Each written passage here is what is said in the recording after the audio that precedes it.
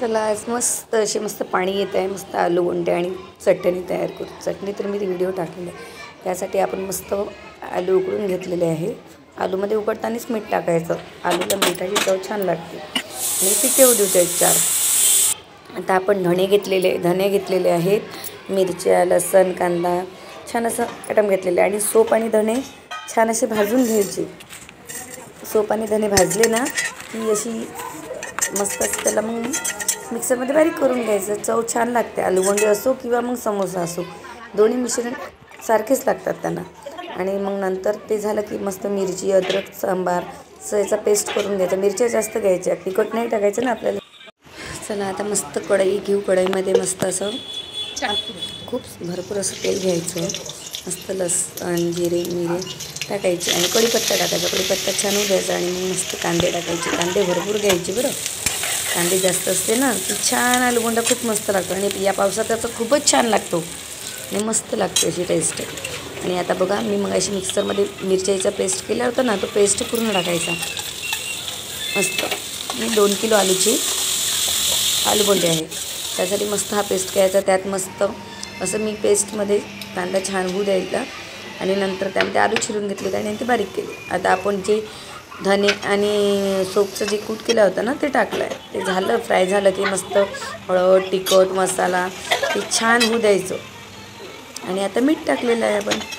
मीठ छान असं एकदम मसाला खूप छान उसा होऊ द्यायचा। मसाला छान झाला ना की मस्त होते। आणि आता आपण आलू टाकलेले आहे। आलू जेवढे आपण बारीक केले होते ना असे हाताने मस्त असं कुस्करून घ्यायचे, एकदम पण बारीक पिन्ना नाही करायची बरं, म्हणजे थोडे जाडसर असले ना तर छान आलूगोंड्यामध्ये आलू छान लागतात, खूपच टेस्टी लागते बरं।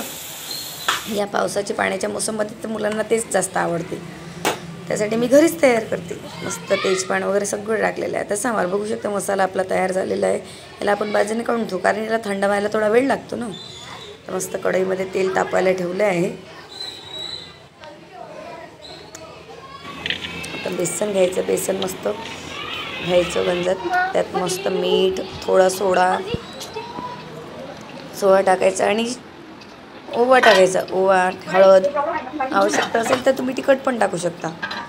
मला लागते थोडंसं, आमच्या इथे थोडं तिखट लागते तर, कारण मुलं तसे पण भजे काढतात ना बारीक बारीक, त्याचे खूप आवडतात त्यांना। छान असं फेटून घ्यायचं मस्त असं पातळसर आणि इकडे मस्त भरीत ताटात घ्यायचं, त्याला थंड होऊ द्यायचं आणि त्याचे छान छान गोल गोल असे वडे करून घ्यायचे। आता बघू शकता मी मिश्रण मस्त बेसन असं पातळसर भिजून टाकलं आहे। तर त्यात मस्त असे टाकायचे, गोल गोल करायचे आणि बेसनात टाकायचे, छान असे तळून घ्यायचे मस्त।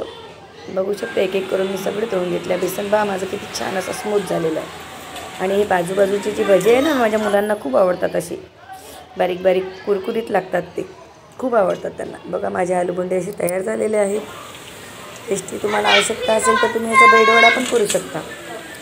याच आलूगोंड्याची चटणीचा आपला ब्रेडवडा पण तयार होतो, मस्त लागतो असा,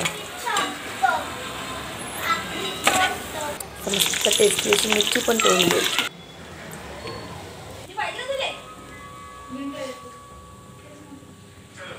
आवडल्यास नक्की करून पहा आणि चटणी मी माझ्या शॉर्ट व्हिडिओमध्ये टाकलेली आहे, तुम्ही त्याला नक्की करून पहा, खूप छान लागते ही चटणी पण, बघू शकता। थँक्यू।